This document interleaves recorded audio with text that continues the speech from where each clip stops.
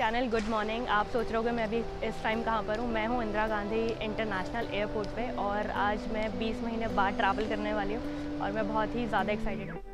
तो दिल्ली टू पौंडीचेरी मैंने by flight travel किया था। आप चाहो तो ट्रेन से भी ट्रैवल कर सकते हो। New Delhi to Pondicherry direct train है, बट वो लगभग 43 आवर्स लेती है, मतलब 40 to 45 आवर्स लेती है, जो कि बहुत ज़्यादा है।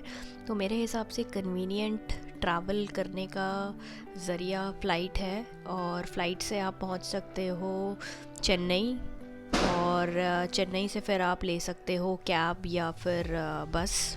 तो मैं अभी हूँ एयरपोर्ट के बाहर और मेरे को कैब मिल गई है।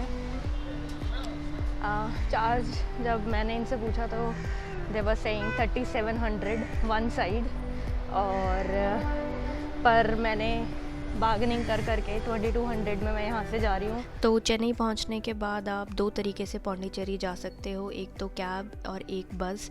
अगर आप कैब से जाओगे तो वो आपसे 2 से 2,500 रुपये चार्ज करेंगे, और अगर बस से जाओगे तो 300 to 350 रुपीज़ चार्जेस है बस के, जो कि बस लेगी 3 से 4 घंटे और कैब 2.5 से 3 घंटे।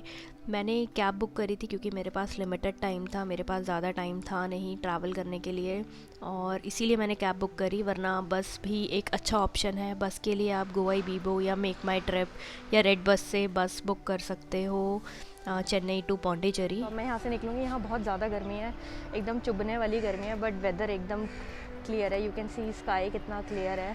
और ये पीछे चेन्नई का एयरपोर्ट है डोमेस्टिक, और मैं अपनी कैब का वेट कर रही हूँ और फिर मैं यहाँ से निकलूँगी पौंडीचेरी के लिए। वो चेन्नई से पौंडीचेरी का रास्ता बहुत ज़्यादा सुंदर था। हाईवे एकदम बड़ा हाईवे, चौड़ा हाईवे था, और स्काई इतना क्लियर था। मैं हैरान थी, इतना स्काई क्लियर देख के। पॉल्यूशन बिल्कुल भी नहीं था, ग्रीनरी बहुत ज़्यादा थी। जो इस समय मैं अभी क्रॉस कर रही हूँ वो ब्रिज है और दोनों साइड पानी है इसके। मतलब पूरे रास्ते मैं सोई नहीं, मैं इतनी, मतलब मेरी आंखों को जो सुकून और जो ब्यूटी दिख रही थी, मैं आपको बता नहीं सकती कि रास्ता कितना सुंदर था चेन्नई टू पौंडीचेरी का।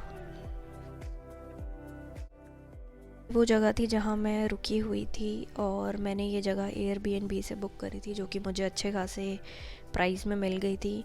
मेरी लोकेशन थी अक्कासामी टेम्पल वाटीकुप्पम के पास, जो कि सेंटर था पौंडीचेरी का। तो सब कुछ 5 मिनट्स की दूरी पर था। जो भी मेन अट्रैक्शन और जो भी मेन जगहें थी पौंडीचेरी में, वो सब आसपास थी और बहुत ही कन्वीनियंट था, मतलब हर जगह जाना। So we are living now.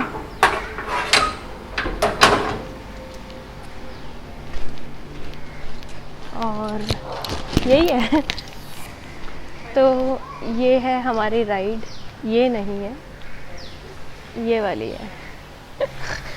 तो पौंडीचेरी को एक्सप्लोर करने के लिए मैंने स्कूटी हायर करी थी, जिसके मैंने 350 रुपीज़ दिए थे, जो कि वर्थ था और बहुत कम था। अगर मैं ऑटो या कैब से ट्रैवल करती तो बहुत ज़्यादा कॉस्टिंग हो जाती। इसीलिए मैं कहीं भी ट्रैवल करती हूँ तो मैं हमेशा प्रेफर करती हूँ कि मैं 2 व्हीलर हायर करूँ और उस सिटी को मैं अच्छे तरीके से एक्सप्लोर कर पाऊँ।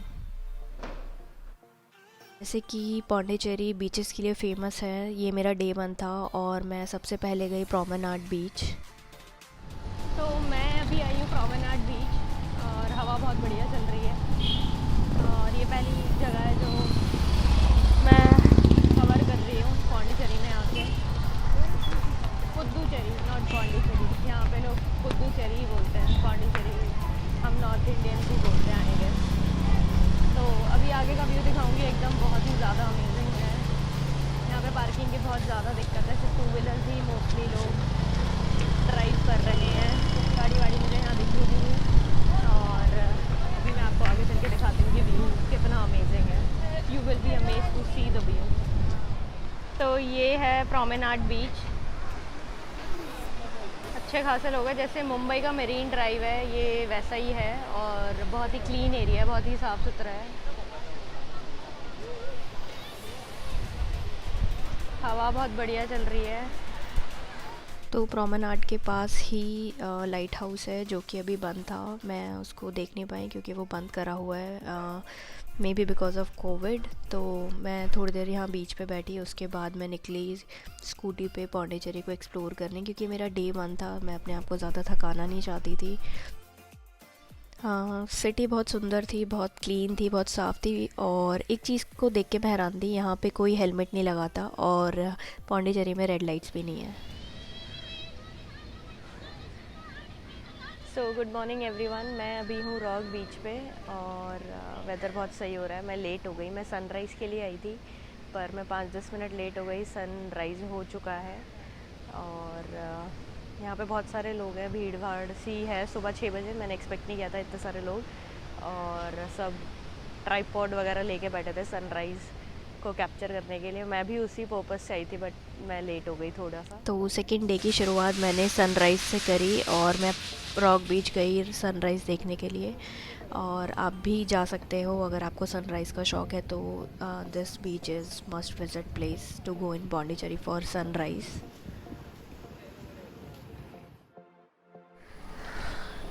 तो आज है डे 2 और अभी हम निकल रहे हैं अपने एयरबीएनबी से।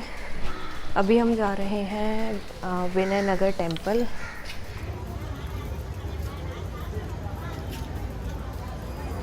अरुल मेकू मणकुला विनय नगर टेम्पल। नॉर्थ इंडियन टेम्पल्स और साउथ इंडियन टेम्पल थोड़े अलग होते हैं। ये टेम्पल बहुत ज़्यादा सुंदर था और मस्ट विज़िट प्लेसेस में से एक है। अंदर से बहुत सुंदर है। यहाँ पे मैं मिली इस एलिफेंट से। ये फ़ीमेल एलिफेंट है और लोग इनकी ब्लेसिंग लेते हैं। मैंने भी इनकी ब्लेसिंग ली। तो टेंपल से निकलने के बाद ऑलमोस्ट लंच टाइम हो चुका था तो मैं द इंडियन कैफ़े हाउस गई, जो कि दिखने में बहुत पुराना लग रहा था। 90s वाली फ़ील मुझे दे रहा था। तो मैंने डिसाइड किया कि मैं यहाँ पे ट्राई करूँ। पर जब मैं वहाँ पहुँची तो वहाँ पे सब कुछ ख़त्म हो चुका था, कुछ भी अवेलेबल नहीं था, सब कुछ फिनिश था। बड़ी मुश्किल से मैंने एग्स ऑर्डर किए और एक पूरी सब्जी कुछ थी जो मैंने ऑर्डर किया। तो ये वो कैफ़े है, आप देख सकते हो, थोड़ा पुराना ज़माने का टाइप है। इंडियन कॉफ़ी हाउस, ये इसकी रेट लिस्ट है। 70 रुपीज़ से ऊपर कोई चीज़ नहीं है। मोस्टली चीज़ें तो 50 के अंदर ही सिमट रही हैं, पर कुछ कुछ है सिलेक्टेड आइटम। ये वो चीज़ है जिसका नाम मुझे अवेलेबल है। वो ना खाओ, ये पूरी सी लग रही है और ये कोई आलू की सब्ज़ी है। खा के बताओ कैसा है। मतलब मैं फूड में ज़्यादा एक्सपेरिमेंट करना पसंद नहीं करती, पर मोना को पसंद है।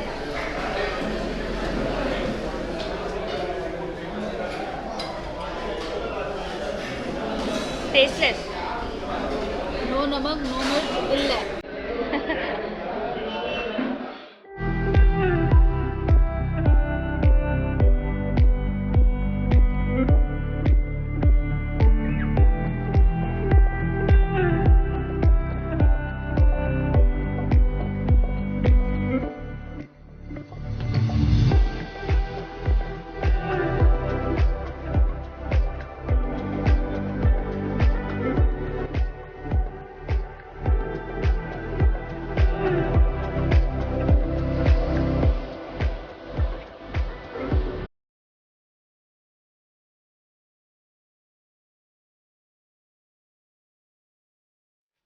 अभी आई हूँ पैराडाइज बीच और ये थोड़ी दूर है और जैसा इसका नाम है वैसे ही ये बीच है। बहुत सुंदर है, बहुत कम लोग हैं, भीड़ भाड़ नहीं है यहाँ पे। और पीछे यहाँ पे वो जो पता नहीं दिख रहे हैं, यानी ये बोट्स वगैरह जो जा रही हैं फ़िशिंग के लिए। मछुआरे बहुत थे जहाँ मैंने अपनी स्कूटी पार्क करी है पीछे। और बहुत ही प्रिटी बीच है, मतलब अभी तक की बेस्ट बीच है पौंडीचेरी में जहाँ मैं आई हूँ। तो अभी मैं आई हूँ बोटानिकल गार्डन। और एक चीज़ और, अगर किसी को पैराडाइज बीच फेरी से जाना हो तो उसके लिए बोट हाउस पैराडाइज जाना है। फिर उसके बाद वहाँ से वो फेरी में लेके जाता है। अगर किसी को मतलब थोड़ा फेरी में बैठना हो और आसपास की कहीं जगह जाना हो तो they can take ferry from boat house paradise beach. तो डिफरेंस है, मेरे पास स्कूटी थी, मैंने स्कूटी हायर की हुई है तो वो मुझे इजी लगा कि फेरी वेरी में ना जाते हुए मैं सीधा पैराडाइज़ बीच पहुंच जाऊं, तो वो मुझे इजी लगा, इसीलिए मैं डायरेक्ट वहां गई। और बीच बहुत सुंदर थी, नो डाउट। अभी मैं आई हुई हूँ बोटानिकल गार्डन, और अभी यहाँ पे एक टॉय ट्रेन टाइप चल रही है, मैं उसी का वेट कर रही हूँ। ये अगर आप मेरे पीछे देखोगे तो ये एक छोटा सा रेलवे स्टेशन टाइप से इन्होंने बनाया हुआ है, तो मैं उसी का वेट कर रही हूँ।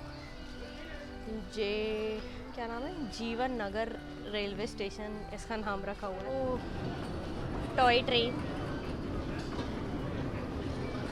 मेरे को भी अभी इसी पे बैठना है। This is cute. Botanical garden जाने के बाद मैं बेसिलिका चर्च गई, जो कि मेन टूरिस्ट अट्रैक्शन है पौंडीचेरी की। मैं सुबह से वेट कर रही थी यहाँ जाने का, मुझे लगा मॉर्निंग में चर्च जा सकते हैं, बट यहाँ की टाइमिंग 4 to 9 है इवनिंग, और इसीलिए मैं शाम को वहाँ पहुँची। बट अनलकीली संडे का दिन था, तो मास चल रही थी, प्रेयर हो रही थी, तो टूरिस्ट अंदर अलाउड नहीं थे। तो मैं बाहर से ही मैंने चर्च को देखा, बहुत प्रिटी चर्च थी और बहुत बड़ी चर्च थी, तो मुझे अच्छा लगा देख के। आज है डे 3 और मैं जा रही हूँ ऑरोविल। ऑरोविल एक अलग सिटी है, एक अलग टाउन है पौंडीचेरी में। कुछ हिस्सा उसका तमिलनाडु में आता है और कुछ हिस्सा पौंडीचेरी में। पौंडीचेरी से ऑरोविल लगभग एक घंटे से ज़्यादा की ड्राइव है, और आई विल सजेस्ट कि पूरा एक दिन आप ऑरोविल के लिए निकाल के रखो, क्योंकि मेरे को 4-5 घंटे से ज़्यादा वहाँ पे लग गए थे। और I will suggest one more thing कि जिस दिन आप ऑरोविल जा रहे हो उसी दिन आप पैराडाइज़ बीच को कवर करें, मतलब वहाँ पे जाए, क्योंकि वो रास्ते में ही पड़ती है ऑरोविल और पौंडीचेरी के, तो वो बेटर रहेगा और आपका टाइम भी सेव होगा। मैं जीपीएस यूज़ करके ऑरोविल पहुंच रही थी, और रास्ते थोड़े सुनसान टाइप थे, पर जीपीएस एकदम एक्यूरेट था, तो आप उसको बेझिझक फॉलो कर सकते हो। दूसरी चीज़, उस डोम पे जाने के लिए पहले आपको इन्फॉर्मेशन सेंटर जाना है, उसके बाद आपको वहाँ से टिकट मिलती है मातृ मंदिर जाने के लिए। आप डायरेक्ट डोम पे नहीं जा सकते। तो फाइनली मैं यहाँ ऑरोविल पहुँच गई हूँ। यही है वो मातृ मंदिर। यहाँ पे अभी शायद कोई काम चल रहा है, अंदर जा नहीं सकते। अंदर जाने के लिए आपको पहले बुकिंग करानी पड़ती है। बुकिंग ऑनलाइन नहीं होती, सेंटर पर आकर ही करवानी पड़ती है एक दिन पहले। और तो डोम से निकल के आप इन्फॉर्मेशन सेंटर के लिए बस ले सकते हो, क्योंकि डोम से इन्फॉर्मेशन सेंटर लगभग 1.5 किलोमीटर है, 1.5 से 2 किलोमीटर। अगर आप वॉक नहीं करना चाहते तो आप बस से इन्फॉर्मेशन सेंटर जा सकते हो। मेरी स्कूटी इन्फॉर्मेशन सेंटर पे खड़ी थी, फिर इन्फॉर्मेशन सेंटर पे आने के बाद मैं रुकी कुछ खाने पीने के लिए। यहाँ से मैंने थोड़ा बहुत खाया पिया, फिर उसके बाद मैं निकली औरो बीच के लिए, जो कि बहुत सुंदर बीच थी। अगर आप ऑरोविल जा रहे हो तो उस बीच को बिल्कुल मिस ना करो। और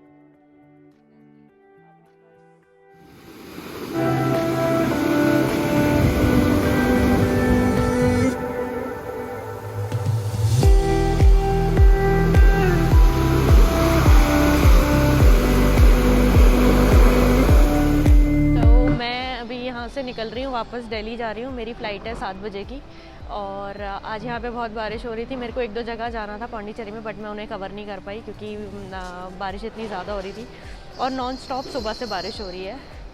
तो मेरा प्लान था कि मैं सुबह जल्दी निकल के, मेरे को अरबिंदो आश्रम जाना था, और एक बीच मैंने मिस कर दी, मुझे वहाँ जाना था, पर बारिश की वजह से मैं कहीं नहीं जा पाई। 1 बजे मैंने पौंडीचेरी से कैब ली।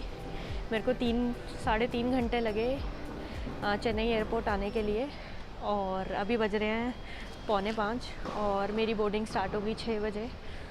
तो बस ये व्लॉग मैं यहीं ख़त्म करती हूँ। आई होप आपको अच्छा लगा हो व्लॉग देख के, और do like the video and subscribe the channel. See you next time on next vlog. Thank you so much.